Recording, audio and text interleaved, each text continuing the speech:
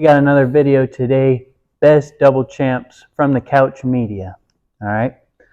So basically, I want to go over the criteria first. Number one, ambition. That was what I was looking for in most everybody. How quick they're looking to get to their next title, which could be foreshadowing, but don't get ahead of yourself. Okay. So starting off, I have my partner Barry, and I'm Dean. This is Couch Media. Today it's some MMA news for you. It's not really news. The news is our picks, and he's gonna. Well, really, I don't have my picks on there. He's got his. I'm just kind of the control group. I'm gonna represent the audience today and kind of poke around and see his thought process on why he ranked them the way he did. That's right. Coming in, there was 9 total double champs in MMA or UFC history. Coming in at number 9, we have Amanda Nunes. I put her here just off the fact that women's weight classes, especially the either featherweight or bantamweight, there's like 5 fighters in one of those, so that belt don't really count.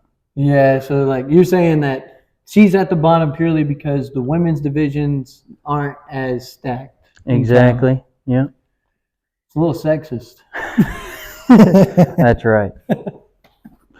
Coming in at number 8, we got BJ Penn in the lightweight division, and later moved up in his career to fight Matt Hughes for the welterweight belt.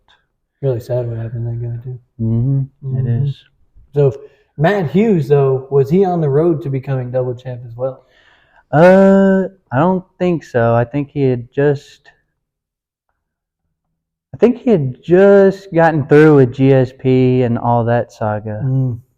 Or he came before. So you got BJ Penn at number 8. That's right. And that's basically, you're just barely putting him up over the women fighter. And that's primarily because he wasn't very ambitious. It's like it was an afterthought. Like, I lost. Let me move up. Was that era easier too? It definitely was less skilled, but they were tough. Don't tell a Chuck Liddell fan that. They like to think probably. I bet you those old heads that don't really watch UFC anymore, they think that Chuck Liddell could probably beat up every fighter in today's. Oh, definitely. Stick him in there. Who you got at number 7? All right. Oh yeah. Actually, with BJ Penn, he had a contract dispute. And so after he won his belt, he never got a chance to defend it. I'm sorry, I left that out. He never got a chance to defend it. So that's why he's at number 8. Yeah, it's just unfortunate. Right. Coming at number 7, I think I will be surprised. We have John Bones Jones. Now, how are you going to put arguably the best UFC fighter ever at the bottom of the double champs? Like I said, going back to the criteria, I want ambition. Just like BJ Penn, it was an afterthought, is what you're saying. Well, actually, I think it's more for John just because the contract dispute, right? Yeah. His was an afterthought, and Do you think he was? Part of me, let me just put this out there. Part of me might believe John may have been forced out of light heavyweight division by Dana White. Maybe. That's why, so he, for your list, he's at number 7. Me and the fans, we might have it a little higher. Just because I know there's a lot of guys out there who they're number 1 John Jones fans, even through all the cheating and the DUIs and the wife beating, and they still love the guy because it has nothing to do with his fight. Yep. And it's that's crazy. If you're okay with the wife beating and all that and the picking pictograms, that's okay. I did dock him for those things, because there is another double champ that had to fight him on this list. So right. I had to. He did dominate the light heavyweight division. It took him 3 years to move up, and if he was really like like a fans fighter, if he was really a fans fighter, I think he just moves up. Right. Kicks whoever's ass is up there. Probably after his second title defense or something. Yeah. Which John, what he did was he just dominated the light heavyweight division. Yep. And this is a double champ video. Another thing, Jones, a lot of those light heavyweights were oversized middleweights. There wasn't much like Jones in there at the time. Right. Coming in at number 6, another controversial one, I think. GSP. Another one of the greatest MMA Yep. fighters of all time in the middle of the list. Similar to Jones, it wasn't very ambitious, and he had, when he was trying to get the first belt, he was struggling with Matt Hughes. Well, he lost to Matt Hughes, beat Matt Hughes, then he lost to Matt Serra, and then he goes on this massive title reign when he moves up. I see. So it's like he got forced out, right? Right. So Matt Hughes. So what you're saying is GSP wouldn't have even had double champ status if he didn't move up and get out of there. Yeah. Wow. Well, GSP, I mean, I don't know. Your list right now, I got to really wait till the end till I know where everybody's at to know where I'd put different people. But I would at least have GSP and John Jones in the same area code and be around the same spot. I had to have them there just because their stories are like, one dominated the division, the other one dominated the division, then afterwards they move up. Yeah. What do you got next? So it's number 5 now. Number 5, Alex Pereira. And you got one. This is the newest double champ now. You got him at number 5. So his double champ. You're arguing that it's better than any of those other 4 fighters you just named. I think so. Just because the time frame, it's been a year, and this guy has beat all the middleweight. Hey, I have a disagreement here because Alex Pereira, he's a great fighter, but this is a double champ video. We're talking, how did he get both the belts?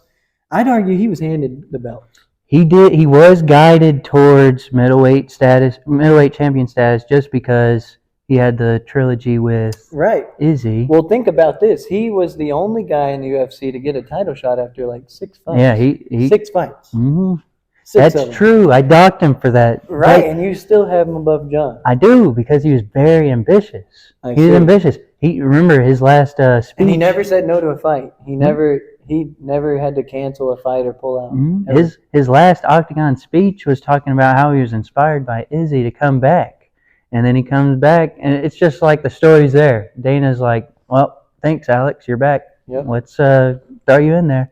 Gotcha. And now even he moved up to light heavyweight, just so Izzy and Alex, that's like the dream fight, right? So that's what I hope we could see, is an Alex Pereira versus Izzy in light heavyweight. I really do think we're gonna see that at some point, and it's setting up Izzy's chance to become a double champ as well. That's right. And what we know about this sport is, ever since McGregor, there were double champs before. But now we know that that's the name of the game if you have a money-making fighter. Get him 2 belts. Yep. And then he'll go box. Yeah, and fail. Yeah. Well, unless you're in Ghana. Yeah. Well, he didn't get 2 belts. Oh, yeah. Yeah. All right. Pereira, he could have moved up just by the fact if he would have came in, grinded all the way to the top, just like everybody else, but in the time frame of a year, he's got 2 belts. That would just be crazy. Yeah. Well, can you imagine being someone like Robert Whitaker watching that happen? Mm-hmm. Like, I would just... I mean, you can't say anything at a certain point because he's a better fighter than you. You watched him just walk through someone, or his style. We know this is how its styles mean everything. So his style beats Izzy, yours doesn't. Yep. And it's kind of like, wow. But now you got Sean. This is what's so crazy. I think Robert Whitaker should get a shot on Sean Strickland. But he's gonna have to. Sean's gonna have to fight Dricus first. Dricus, we know this. But if Sean makes it through Dricus, I think he should get a chance to choose his opponent, and I think it's only fair, as a man, he gives a shot to Robert Whitaker. Maybe, but he's one guy that has he ever owned the belt? No, that's what I'm saying. He's one guy that may deserve the belt. I want to see it. Looking a year in advance, you still have Hamza. You have a ton of guys, and Robert, he's had his chance. He has had his chance. He's done, but it's one of those not Max Holloway, Tony Ferguson situations. You're just wishing that he could really get a belt. Yeah, he is, because he's a great fighter. Yeah, he's a fan's fighter, and he's been the gatekeeper of that division for so long. Yeah, he's been a gatekeeper. Just if you're going to go fight for the title, you got to get through Robert Whitaker. He's going to stay that way too, folks. That's so sad. I don't see him getting another number. What do you got next? Number 4. Number 4, Randy Couture. His story is insane. I didn't realize it. First earned the belt at heavyweight, and then in a matter of, I think, 4 years, he was moving down to light heavyweight. So I mean, it may be easier to cut weight than to add weight. It's hard to say. It's a give and take. It's hard to say because if you're cutting weight, you're losing a lot of fluid. Mm-hmm. You're losing tons of fluid and muscle mass and things you need to feel good. Yeah, and at that time, I don't think he was 25 where you could do that with your body. But this is just heavyweight is one. It's one of those divisions where should you even be weighing over 265? Yeah. Like it's is probably that healthy peak condition? it's probably healthy for you to weigh around 185 or 200. Yeah. So, I mean, that's what. So I get what you're saying for sure, though. Mm-hmm. So you think it was more difficult for Randy because he had to cut weight and then he still had to keep all his fluids, keep his muscles intact, and do what he had to do. And I think during that time, light heavyweight, kind of similar to another guy on this list. I think. Mm-hmm. But and light heavyweight had the real killers back then. Yep. Chuck Liddells, the Tito's. That was the most exciting division. And he beat, I think, I'm pretty sure he beat Chuck Liddell to earn the light heavyweight belt. Mm-hmm. And beat Maurice Smith for the heavyweight belt. It was incredibly ambitious of me, of him, of me. Yeah, you're just the best double champ. It was. I said I liked that there was no wasted time, like Bones. Right. It was just straight to it. It was just straight to it. I get it. So I can see your criteria and why you have this list. Yep. I want to stay consistent. I don't want to be bouncing like. I got you. I know. I don't. You know. Coming in at number 3, we have Henry Cejudo. Triple C. He beat a top 5 fighter all time, pound for pound. This is on 90% of MMA fans' list. Demetrius Johnson. Bested him. And then TJ Dillashaw cuts weight to go fight Henry to take his belt and become double champ. Henry beats him, says, I'm moving up and I'm becoming double champ. And so he fights TJ Dillashaw and takes the belt. Dual championship. I think that's definitely ambitious. That's one of the top 3 stories right there. Mm-hmm. Because not only to snuff a double champ attempt, but to go and take the guy's belt from him. Now he's a 0 champ. Yeah, this is after a ton of adversity too. Early in his career, he lost to Demetrius, and he's losing to a few other guys. But in the end, he came out with he was the first triple champ. Yeah, gold medalist. Gold medalist. Yeah, I think, was he the first dual? No, wasn't. But he was, I think, the second dual holding champion. Right. He may have been the first one to hold them both at the same time. Right? No. Okay, never mind. Coming in at number 2, we have Daniel DC Cormier. Wow. So you got a lot of DC fans happy right now because they like to see John Jones all the way down there. Yep. Number 7 and DC's number 2. That should make y'all happy. He started his career in heavyweight. He was beating the shit out of everybody. Then his teammate Cain Velasquez is the heavyweight champion at the time. So DC in his mind is like, I'm not doing that. He's going to move down. He moves down and he fights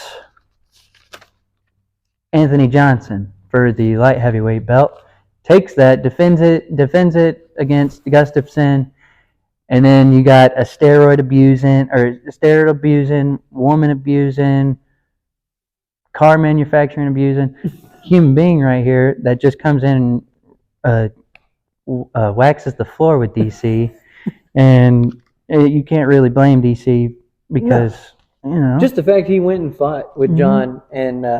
Especially after the first time when we know the first time it could have been an honest competition. After that first time, they know John was juicing. And he still stepped in that ring the second time with belief in himself. DC is for sure, I got him somewhere up there where you got him in that top 3 as well. He had to go through John where his health and legacy took a hit when it really shouldn't have. Right. He shouldn't have had his legacy hit. He shouldn't have. I'll tell you, it's a dang shame that the way Daniel Cormier's career ended. Because not only did it end with double champ status, right? Because he didn't get double champ till the very end. It ended on a loss. But because he lost it to Stipe, right? Yeah. But that's what I mean. He took that belt from Stipe to become double champ. Yep. And that's what I mean. Just for him to become double champ at the end of his career, Mm-hmm. and then for everyone to just forget, like, just because he lost to John and Stipe. Mm-hmm. You know, like, it's crazy to me to think that he's getting that much disrespect. And even John will tell you he wishes he could be DC. Yeah. Because DC didn't have to take steroids to be a double champ. Yeah, he's just a short, stocky, fat dude. He had nothing that John Jones is gifted in every way that DC's not. Yep. The funny thing is that DC's gifted in just being a better person. Yep. And get you really far in life. And going back to when he could have faced his teammate for the belt. Say his teammate isn't in that spot. He takes a heavyweight belt. That would have been shorter than Alex Pereira. Wow. I think. Wow. Don't quote me on that. So now, the moment we've all been waiting for. Drum roll, please. You already know who it is. It's McGregor. It's like Alexander the Great. It is like watching. He saw land, he took land. And then he's like, oh, here's More some land. more. Let me take it. And the way he did it on the mic, we'd be lying. And everybody watching this video might even be lying if we didn't know for a fact that Conor's story to double champ got everybody interested in the UFC. It did. 90% of the fans came after Conor McGregor. His brass personality was just for everyone to see, the whole world. And he's working the mic. He's showing up late to press conferences. Dana is being Bruce Buffer for him at a the reigning, defending UFC lightweight champion of the world.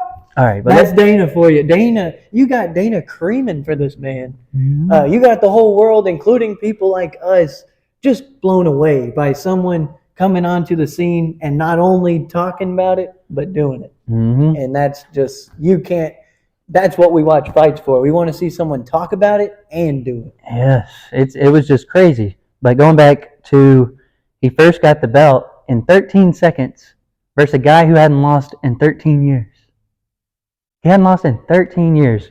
Done in 13 seconds. And you could tell Jose Aldo, and this is another how masterful he did it. Jose Aldo was beat before the fight even started. Yep. He was beat.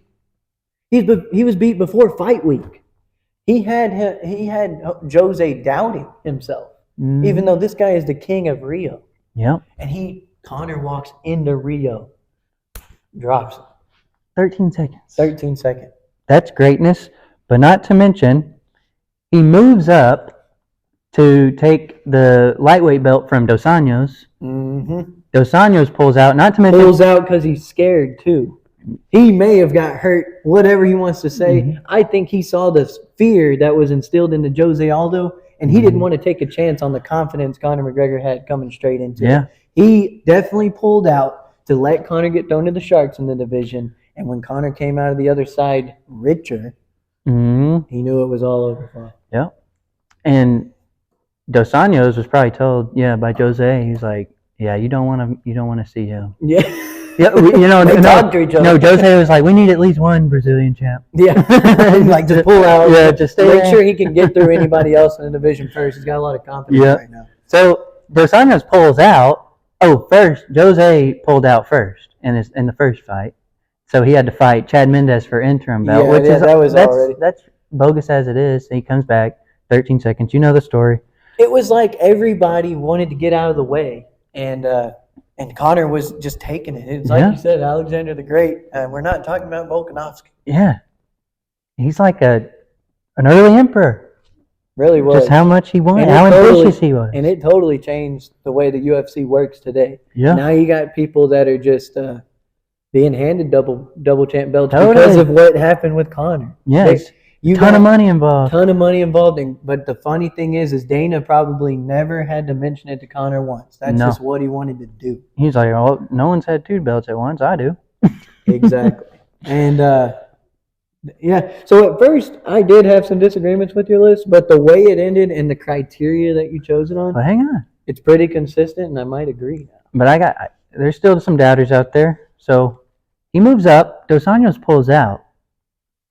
He fights Nate Diaz on like an exhibition fight. An exhibition 2 fights. Mm-hmm. Just out of nowhere. And that was based on just the shit talk. Yeah. Just Nate speaking up got him that fight. Yep. Anybody could have done it and spoke up and made a lot of money. And I praise Connor here because he doesn't have to take that. No, he's he already just waited. Yeah, he's already champ. Why is he fighting a bum like Nate Diaz when he doesn't have to? Because he's great. He wants to beat the shit out of him. Right. That's right. He gave us one of the best trilogies of all time. Not yet. That's another video. It's 2 fights. They still haven't made the trilogy. Yeah, it's 1-1. Oh my God. Nate beat him first. Connor wins second. And then he goes on to fight. Wait, I forgot that they never finished the trilogy. Nope, because Connor had a belt waiting for him. Yeah. He had to. And he went into box and stuff. Yep. Yeah. He beat Eddie Alvarez and dual championship. First one to do it. So no one gave him the idea. Dana probably didn't even know. He's like, this is new to me. And at this point, Connor definitely doesn't want to fight Nate again because, like they're both old, and Nate might actually win, and it'll be 2-1. Yeah, if they got in an MMA fight, I feel like Nate would win. It's hard to say. I mean, Connor, is Connor going to fight again? We don't know. Are we the biggest Connor fans? No. But do we recognize during his prime, man, there's nobody that did it like that, and we're not going to see someone like that for a long time. Yep. I got Ian Cuckold Gary. Ian Cuckold Gary, that's right. And you got Marab Cuckold Divashili. And you got Aljamain Poop Stain Sterling. And got a lot of cucks in the MMA right now. That's right. And you guys, we give you all this news right here because we just love to talk about it. And we want y'all to hear it too. I hope y'all liked that episode of The Daily Dumb yesterday. I'm writing every day for that show. I love it. And I think that one day it could turn into something really nice that, we'd love to make and you'd love to watch. But we do need that support. We need you to like, comment, subscribe. This is The Couch Media. We're trying to build an army one day. You know, who's going to join the ranks? Let's go. Who's going to be our couch potatoes? Nah, and we're working on names for you. I don't know that we want to call you couch potatoes. We'll figure it out when there's more of you. We don't know what y'all are like yet. We don't know what your personality's like. Once we figure that out, we'll all be able to work together as a team, the viewer and us, to come up with the army of The Couch Media. That's right. Now, you guys have a great night. I hope y'all liked hearing Dean's coverage of the MMA best double champs in the UFC. I hope you disagree. Yeah, I hope. Because I don't care. If you do disagree, leave your comments on what the list should be. Who's the number one? If it's not Conor McGregor, who is it for you? Are you a Jones fan? Are you a John Jones fan? I have a proposition. Comment. That's right. Tell me why. Call us ugly. Tell me that ambition shouldn't be counted in the criteria. Yeah, and if you don't agree with that criteria, then the whole list is wrong. So give us y'all's feedback, and y'all have a good one. We'll see you on the next one. We'll see you tomorrow. That's right.